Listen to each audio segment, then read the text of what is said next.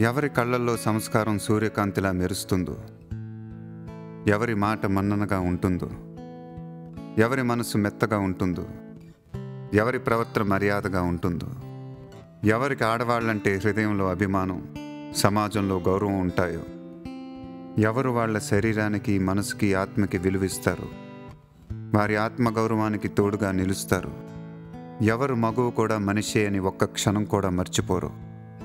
స్త్రీకి శక్తి ఉంది, గుర్తింపు ఉంటుంది, గౌరవం ఉండాలని ఎవరు మనస్ఫూర్తిగా అనుకుంటారు. ఎవరికి దగ్గరగా ఉంటే వాళ్ళకి ప్రమాదం దూరంగా పారిపోతుందని నమ్మకం ఉంటుందో, అలాంటి వాడు స్త్రీకి నిజమైన స్నేహితుడు, సహచరుడు, ఆత్మీయుడు. ఒక్క మాటలో చెప్పాలంటే వాడే మగాడు.